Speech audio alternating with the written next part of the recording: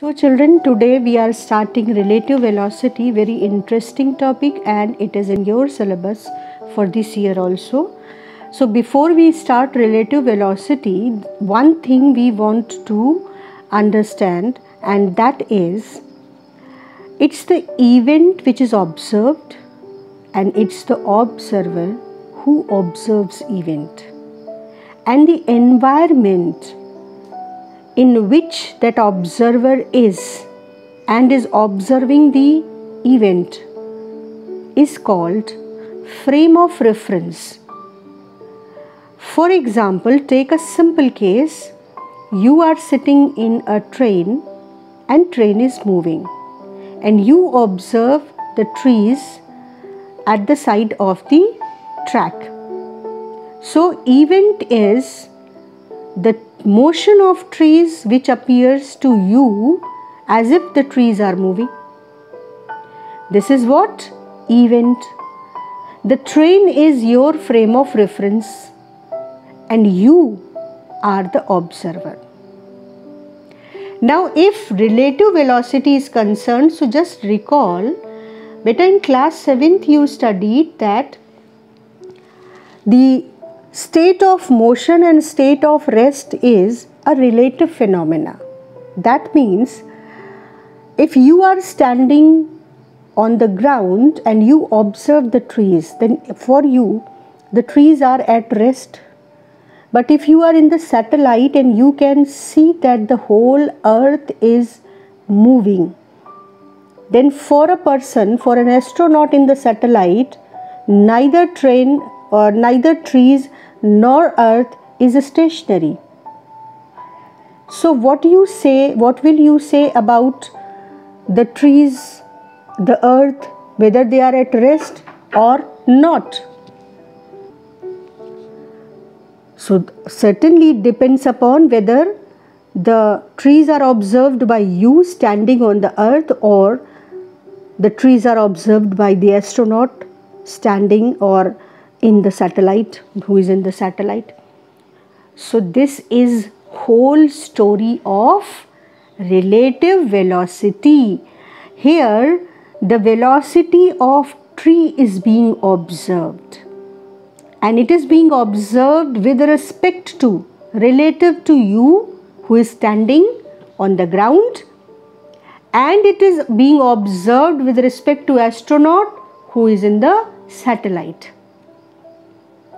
So relative velocity, the whole chapter depends upon only one single formula, and that formula is velocity of an object A which is observed by the observer B can be written as vector VA minus vector VB. This is the whole content of relative velocity, but still it is so interesting topic that if you start visualizing the things, then you will love this topic, and otherwise this topic is difficult for the a student who is not trying to visualize the things, who is not taking interest. For him the topic is very difficult, but if you can visualize the things, then miracles happening in the world because of the relative observation will just mesmerize you. So let me first understand that frame of reference is environment from where observer observes the event. Then velocity of an object A with respect to or relative to velocity of B can be written as VAB. Just look at the way we have to represent the things. The first one will be who is observed and the second one will be who is observing. So VAB will be VA minus VB, right? And it is vector subtraction. Just keep remembering velocity is a vector and it is dealt as a vector in the whole chapter. So observer is B and B is observing A. Now, in one dimension case, I am taking one example and I'll try to explain all possible concepts which are possible for one dimensional case. So let me take the case, there is a bus in which Mr. A is at rest, sitting comfortably, and Mr. B is just boarded into the bus and he is walking towards his seat. Mr. A observes that B is walking with 2 meters per second speed, velocity, and the bus as a whole is moving towards right with 20 meters per second. There is a car coming behind the bus and that car is moving with 10 meters per second. A person, Mr. C, is sitting in the car at rest. And there is an observer standing on the road and who is observing all the three. Not only three. One Mr. A, one Mr. B, one bus, one car and one C. So he is observing 5 things. You can say that everybody is observing the rest of the 5 objects. Now we will take any one of them and we will make him observer and we will observe all the velocities of all the rest of the objects. So for example, let me take the first one. So let me take B, and B is the event which is observed by A, which is observed by C, which is observed by D. And very first thing we are going to calculate, and that is velocity of B with respect to A, right? So velocity of B with respect to A can be written as, let me write it, velocity of B with respect to A. It will be represented like this. And it will be velocity of B minus velocity of A. And since A is observing B as coming towards him with 2 meters per second, so velocity of B with respect to A is already given here as 2 meters per second. And both are moving in the same bus with 20 meters per second. So here observer A and observer B both are in the same frame of reference, that is the bus, right? So the A observes B coming with 2 meters per second. So we will say that B relative to velocity of B relative to A is 2 meters per second. There is no problem because it is already given in the question. But as a concept, I just want to tell you that velocity of B minus velocity of A is actually incomplete statement. Velocity of B, either you say with respect to bus, then you have to write velocity of A with respect to bus, or you write velocity of B with respect to ground, and then you have to write velocity of A with respect to ground. This is something very, very important, that both velocities which you are substituting here should be relative to same frame of reference. If you are writing velocity of B with respect to bus, velocity of A with respect to bus, then B's velocity with respect to A will be perfect.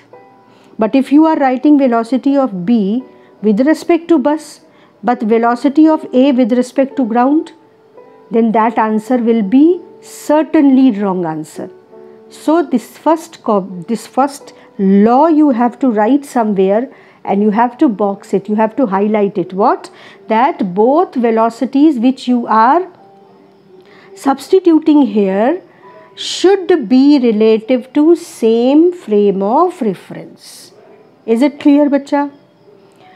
So the first one was very easy. Velocity B and A both are in the bus which we are representing with X.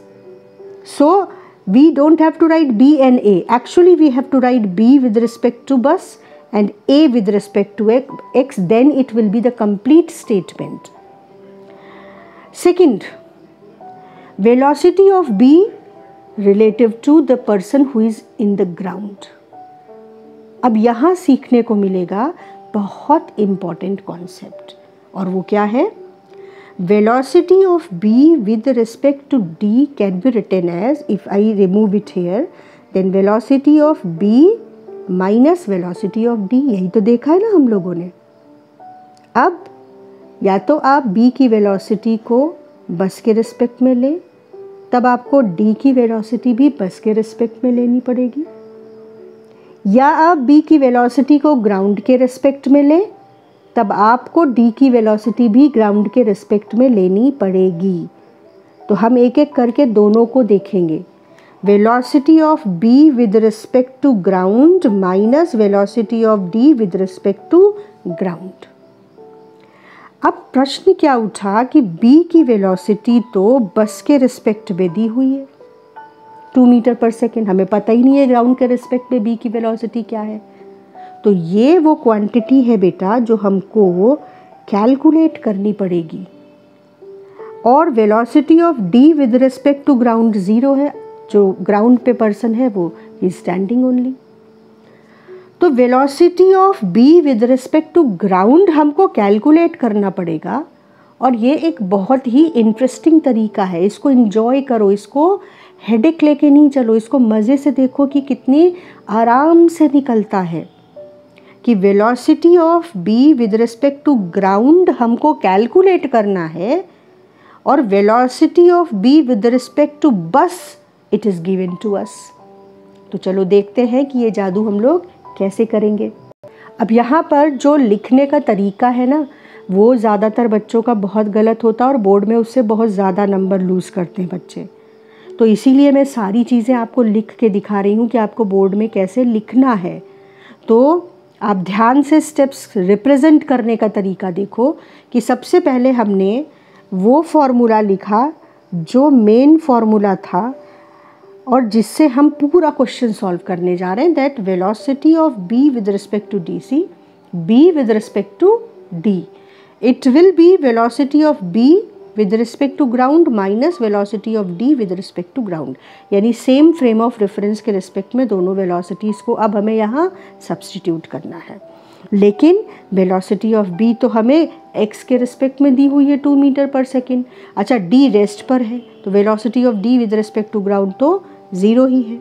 तो b with respect to d असल में तो b with respect to ground में ही convert हो गया असल में. तो अब देखो कैसे करेंगे. ध्यान से देखना बेटा. Velocity of B with respect to bus हमें पता है कि नहीं, बताओ. हमें पता है 2 मीटर पर सेकेंड. तो हमने उसी छोर को पकड़ा और हमने क्या कहा कि velocity of B with respect to bus X can be written as velocity of B ground के रिस्पेक्ट में और वेलोसिटी ऑफ एक्स ग्राउंड के रिस्पेक्ट में. यही तो है ना इक्वेशन रिलेटिव वेलोसिटी की, V B minus V X. लेकिन ये आधा स्टेटमेंट होता है, V B with respect to ground and V X with respect to ground. तो अब हमने क्या कहा कि हमको velocity of B with respect to x पता है, हमने टिक कर दिया, ये हमें पता है. और हमें क्या पता है, बस किस रफ्तार से जा रही है वो हमें पता है, और बस जिस रफ्तार से जा रही है वो उन्होंने ग्राउंड के रिस्पेक्ट में ऑब्वियसली दिया हुआ है. तो हमें ये पता है. तो अब ये ही तो नहीं पता है, तो मिल गया ना हमको. Velocity of B with respect to ground can be written as velocity of B with respect to bus plus velocity of bus with respect to ground. ये 2 है, ये 20 है. साइन का ध्यान रखना है क्योंकि ये वेक्टर क्वांटिटीज़ हैं, तो जब आप वैल्यू सब्स्टिट्यूट करोगे तो साइन का ध्यान रखोगे। तो आ गया 22 मीटर पर सेकेंड। तो velocity of B to a person who is standing on the ground will appear to be 22 metre पर second, while a person who is sitting in the bus will observe B as coming towards him with only 2 meter per second. Clear हुई बात? आगे देखो, अब हम लोग B को A ने देखा, B को ग्राउंड पे खड़े आदमी D ने देखा, अब कौन बचा? पीछे जो कार पे आदमी आ रहा है उसने B को भी देखा, तो वो कैसे फील करेगा? तो velocity of B with respect to C हम फिर कैसे लिखेंगे? बहुत आसान है, इसको बारीकी से देखते चलो और अब इसको तुरंत ऐसे सवाल ढूंढकर अप्लाई कर डालना। मेरे बच्चों को रिलेटिव वेलोसिटी में महारथी होना चाहिए। Velocity of B with respect to C, ऐसे ही तो लिखेंगे ना। अब आगे velocity of B minus velocity of C, मैंने कहा ये स्टेटमेंट अधूरा है। Velocity of B with respect to ground minus velocity of C with respect to ground. Velocity of B with respect to ground अभी निकाला है 22, और velocity of C with respect to ground हमें पता है क्योंकि सी is sitting in the car and the car is moving with respect to ground with 10 metre पर second. So obviously the person C and the car both are moving with 10 meter per second with respect to ground. रख दिया, answer क्या आ गया बेटा? 12 metre पर second. Now let me know if this concept is difficult. अगर आपने ध्यान से इस क्लास को सुन लिया तो वन डायमेंशन के जितने भी प्रॉब्लम हैं कहीं आपको कंफ्यूज होना ही नहीं है, और अगर आप इसे ध्यान से नहीं सुन पाए तो फिर पूरे सेशन 11 तो पूरे सेशन 12 जहाँ रिलेटिव वेलोसिटी आएगी हाथ पैर फूल जाएंगे। आगे चलते हैं। बहुत आसान सा सवाल, देखो मैं डायग्राम सामने रख दूँ उसके बाद पूछती हूँ। बहुत आसान सा सवाल, वीडियो पॉज करके अपने आप से फट से करके ओरली बता दो बेटा। Velocity of A with respect to the person on the ground D. A बैठा है बस में, तो ए बस के साथ 20 मीटर पर सेकेंड की रफ्तार से जा रहा है, तो डी रेस्ट पर है 0। Velocity of A with respect to D पर हमें प्रैक्टिस नहीं छोड़नी है। Velocity of A with respect to ground, velocity of D with respect to ground 20 meter पर second, simple. Velocity of A with respect to B, velocity of A with respect to B, फिर से कुछ सोचना नहीं है, पहले formula तो लिख लो ना। velocity of A with respect to B should be velocity of A minus velocity of B। अब फ्रेम ऑफ रेफरेंस सेम होना चाहिए, तो चाहे आप ऐसे लिखो velocity of A with respect to ground minus velocity of B with respect to ground, और चाहे आप ऐसे लिखो velocity of A with respect to bus minus velocity of B with respect to bus, यानी बस के अंदर ऑब्जर्वर है और वो सारी रीडिंग्स ले रहा है। तो velocity of A with respect to X, A तो बैठा है 0, B with respect to x 2 metre पर सेकेंड, तो ये कितना आ गया? -2 मीटर पर सेकेंड। अब ये जो माइनस आया इसकी सिग्निफिकेंस को असल में हमें उस सीध में कैसा दिखेगा वो समझने की बात है। A की वेलोसिटी B के रिस्पेक्ट में, यानी A जो दिख रहा है B को, अब ये आई -2 मीटर पर सेकेंड, तो इसका मतलब ये हो गया कि A को B प्लस किधर माना है हमने? देखो b with respect to x को प्लस रखा है हमने यहाँ पर, ये माइनस तो फॉर्मूले का है, यानी हमने इस तरफ के मोशन को प्लस माना है।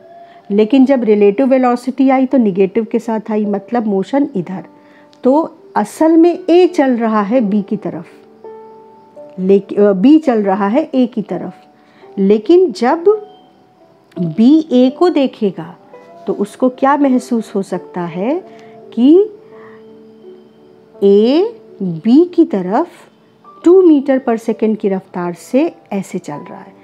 देखो B चल रहा है A की तरफ 2 मीटर पर सेकेंड, पर अगर B फोकस करे A पर और अपने चलने को वो फील ना करे तो उसे क्या लगेगा? A चल रहा है B की तरफ 2 मीटर पर सेकेंड। माइनस साइन का मतलब ये +2 मीटर तो ये -2 मीटर पर सेकेंड। ये विजुलाइजेशन है कि रियलिटी में फील क्या हो रहा है। अब यहाँ तुम नहीं फील कर पाओगे, लेकिन एक ट्रेन के बगल में जब दूसरी ट्रेन चलती है तब आप बाकायदा कंफ्यूज होते हैं कि आपकी ट्रेन चल रही है या बगल वाली। तो वहाँ पर ये इतना अजीब नहीं लगेगा, वहाँ पे लगेगा जेन्युइन है ये।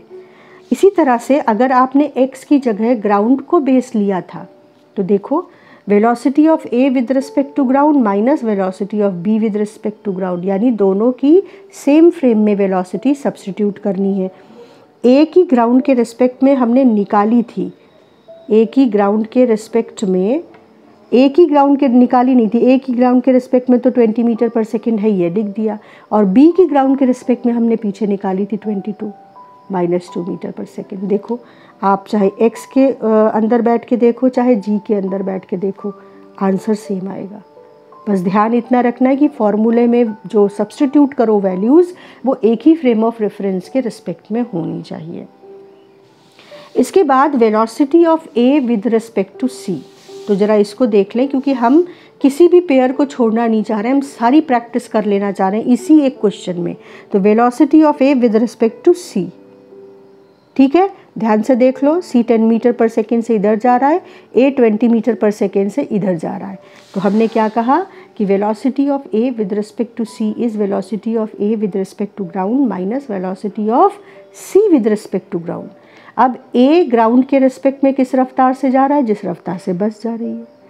c with respect to ground किस रफ्तार से जा रहा है, जिस रफ्तार से कार जा रही है।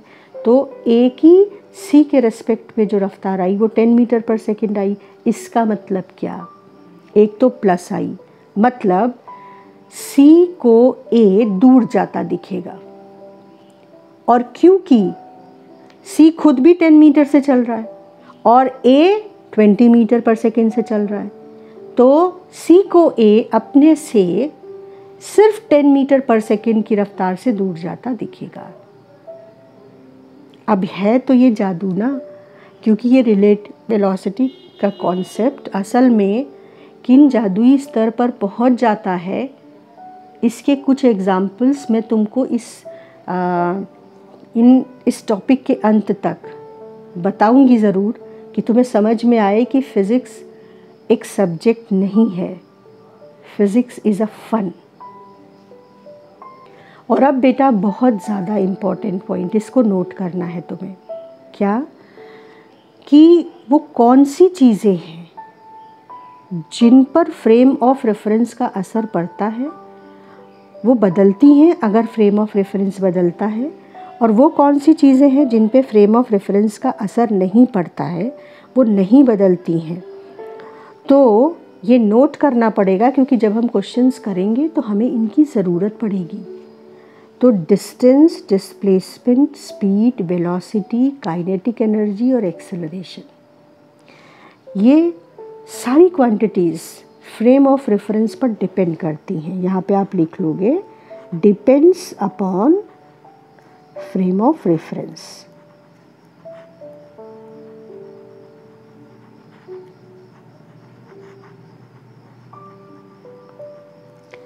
एंड दीज क्वांटिटीज़, फोर्स, जैसे 5 न्यूटन का फोर्स अगर आप किसी ऑब्जेक्ट पे लगा रहे हो तो वो कार में लगाओ या घर पे खड़े होके लगाओ, वो फोर्स 5 न्यूटन ही रहेगा। तो ये जो फोर्सेस हैं, जैसे does not depend upon these quantities, does not depend upon frame of reference. ठीक है, तो अब इसमें देख लो क्या क्या है। फोर्स डिपेंड नहीं करता, फिर डिस्टेंस तो डिपेंड करती है पर डिस्टेंस बिटवीन 2 पॉइंट्स डिपेंड नहीं करता। धीरे धीरे इस फैक्ट को तुम समझोगे जब तुम सवाल करते करते रिलेटिव वेलोसिटी की गहराई में पहुंच जाओगे और तुम्हें उसके सारे रास्ते समझ आ जाएंगे। Time obviously frame of reference पे डिपेंड नहीं करता। ठीक है, तो ये 3 क्वांटिटीज़ हैं जो फ्रेम ऑफ रेफरेंस पे डिपेंड नहीं करती हैं। आप इनको बहुत ध्यान से नोट कर लो।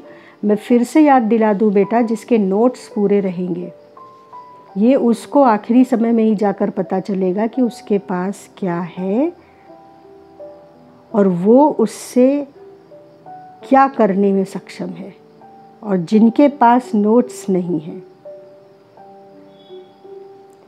अब मैं क्या कहूँ? अगर इतना समझाने पर भी समझ ना आए तो शायद ना कहना ही सही है।